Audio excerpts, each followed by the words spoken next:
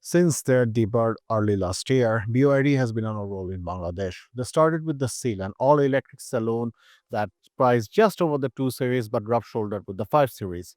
Then they followed it up with the Atto 3, an all-electric crossover that was loaded with tech, yet it didn't have the battery premium. However, both were EV. And since we only have 32 charging stations nationwide, for us, EV anxiety, or rather range anxiety, isn't a speculation, it's a fact of life. For us, hybrid seems to be the best of both worlds. And since BYD also happens to be one of the brand that makes one of the best hybrids currently in the market, they brought it into Bangladesh in the form of the Sealion 6 DMI.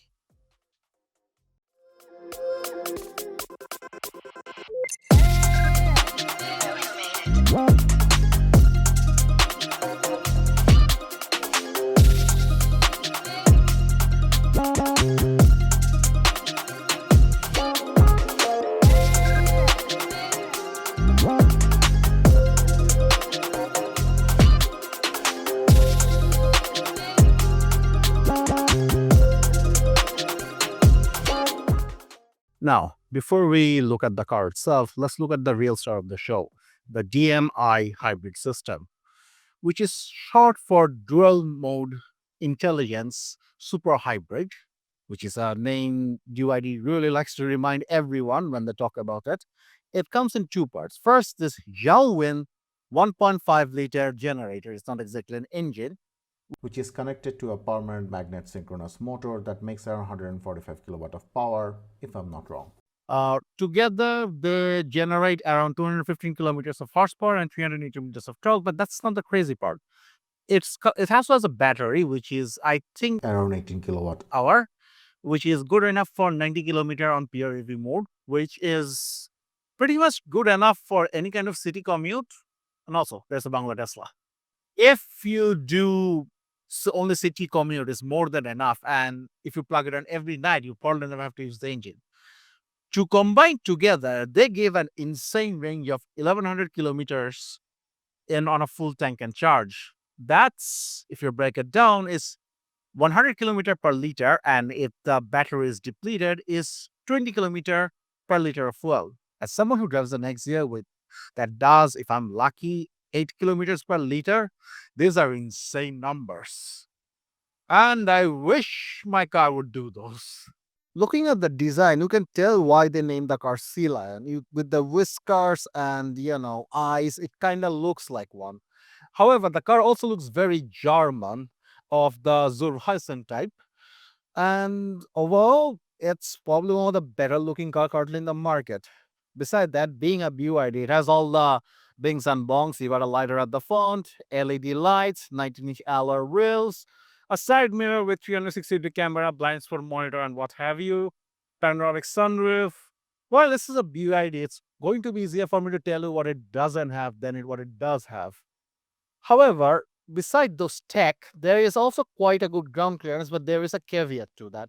This ground underneath there, the battery sticks out a bit. That kind of takes up 1/3 of the space you have. So, not a big deal. Just keep it in mind when you are going over rough terrain.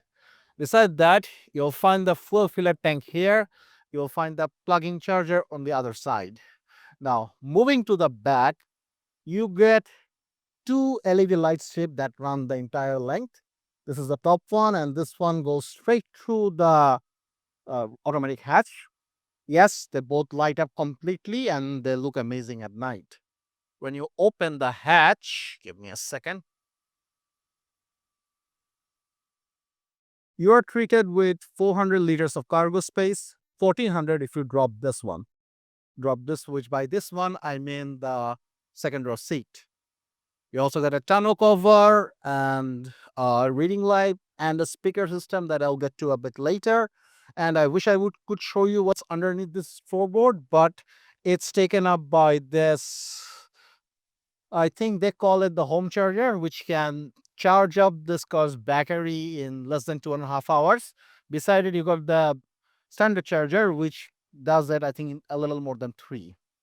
Underneath, you get the tire patch kit, a safety vest, the usual stuff, and a V2L or vehicle to load system, which is basically, to summarize, is turns this car into a massive power bank for your home or a generator since it does have one. Basically, if there's a power outage, you can use this car to run anything you need to a certain extent. With that said, let's get inside. Now, getting into the back of the Sealion 6, one thing it gives a major leg up over its competitor is by simply pulling a latch here, you can recline the seat. Beside that, this car is very nice place to sit in. You get perforated leather or leather-like stuff on the seat that's a comfortable and soft. On armrest with built-in cup holder, a little cubby hole, two USB charger, dedicated climate control vent, and this massive panoramic sunroof up top. You also got ambient lighting when things get dark. Beside that, as you can see by this, I think, Twitter and the beefy speaker down there, this car has a banging sound system, if you forget the slang, uh, which is around 10 speaker, no, exactly 10 speaker, and is made by something called Infinity, which is a subdivision or subsidiary of Bang& Olufsen. So, and we tested it. It sounds pretty amazing. Beside that, the seats are like I already said, the seats are comfortable. You got BYD signature touch lights, touch reading lamps, and overall, much like I said in the Auto 3, BYD really knows how to design seats that nicely hug your back. With that said, let's move to the front.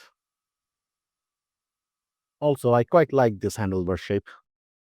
Now, one of the BYD stuff I was working with mentioned that this car is kind of like a blown up BYD Seal. And looking at the A pillar, I kind of agree. When you're getting in, you have to be careful to not hit your head on the A pillar. Beside that, the car is as well equipped as it was in the back.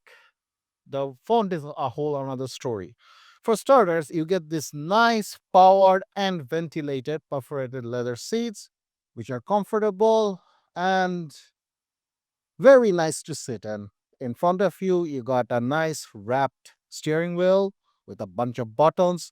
Behind that, you got a 12 something inch full color display showing every type of information.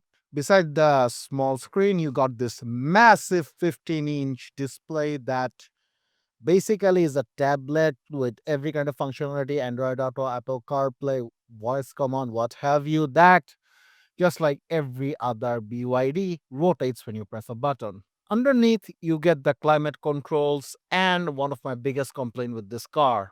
Much like every other Chinese cars in the market and some European cars nowadays, the climate controls are in the damn screen. There are no buttons for you to control. You want to change your temperature, you have to go to the damn screen. You have to make sure how or just turn on the ventilators, you have to use the screen. You can also use voice command, which doesn't always work. We tried. Underneath the vents, you got dual wireless chargers, which, as you can see, does work. Underneath, you got a few buttons for basic controls, drive mode, mode that automatically dims the screen, uh, EV only or hybrid EV mode, the parking button, the drive mode selector, start stop button, and this what is actually a gear lever that BYD calls the heart of the ocean. I don't know if Wang Changfu, the founder of BYD, is a Titanic fan because this is the second time I've seen this reference in one of their car. Behind it, you got two cup holders and the deep center console that is so deep, in fact, I can fit my entire arm in it.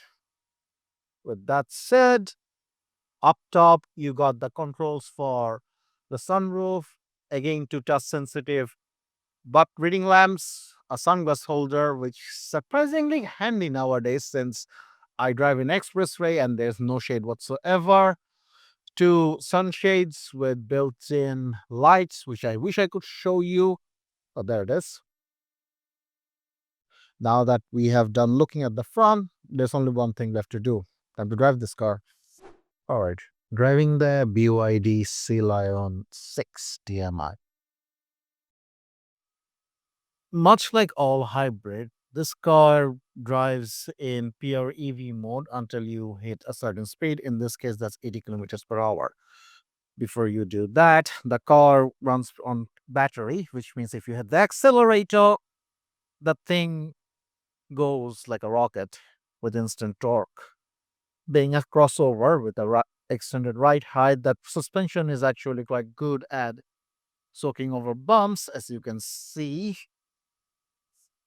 As I drive through this road on Pubachal, but it also means on spirited drive on expressway, it wobbles a bit, especially over triple digit. That said, if you take a corner with this car at speed, the traction control kicks in, and besides some tire squeal, the car won't fly off the road.